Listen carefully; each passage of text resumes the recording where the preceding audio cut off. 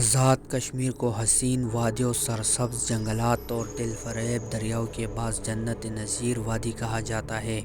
یہ علاقہ قدیم تاریخی وراثت کا حامل ہے۔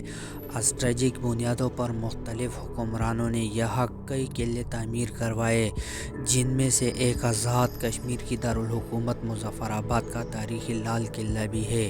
اسے مظفر آباد قلعہ اور رتا قلعہ بھی کہا جاتا ہے۔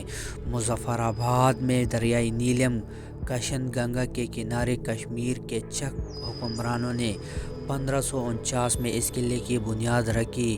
مغل اور چک حکمرانوں کے مابین ریاستی کشمیر کی سرحدوں پر فوجی شورش معمول کی بات تھی۔ اس کی نزاکت کو سمجھتے ہوئے چک حکمرانوں نے سرحدوں اور عوام کی حفاظت کی غرض سے دفاعی حصار کی تعمیر کا فیصلہ کیا تاکہ حملہ آوروں سے شہر کو محفوظ رکھا جا سکے۔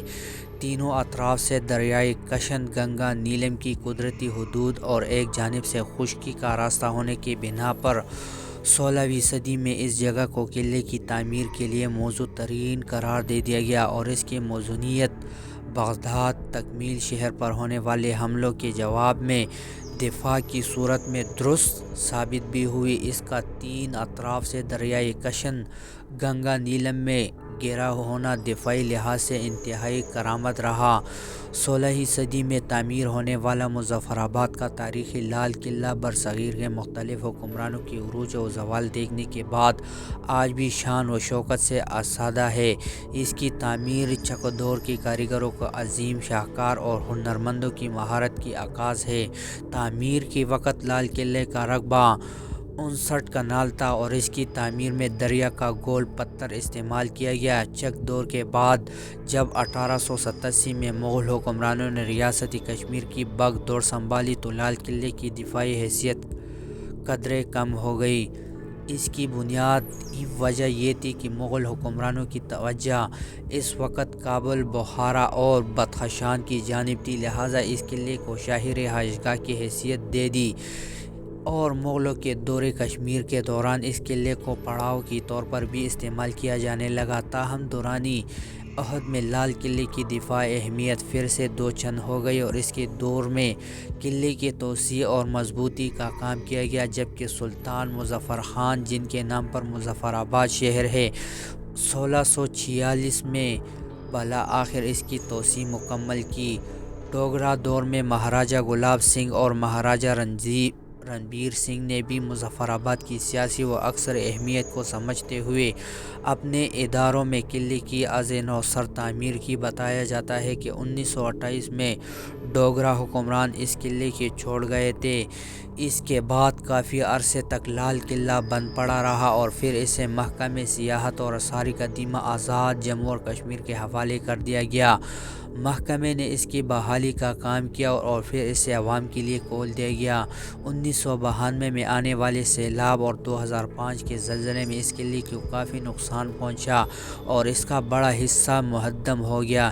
اس کے بیچ جانے والے حصے میں 3 بڑے صحن ہیں، تاہم قلعے کے بیشتر کمرے دریا برد ہو چکے ہیں، جبکہ باقی رہ جانے والے کمروں کی محض 1 یا 2 دیواریں ہی باقی رہ گئی ہیں۔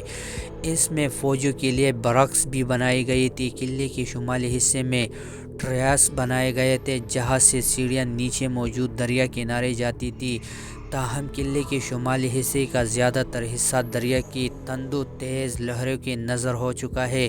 اس کے مشرقی حصے کو سیلاب کے خطرات سے محفوظ بنانے کے لیے کافی اقدامات کیے گئے تھے۔ قلعے میں 8 کمروں پر مشتمل قید خانے ہیں جو مدت کال کوٹھریاں پر مشتمل ہیں۔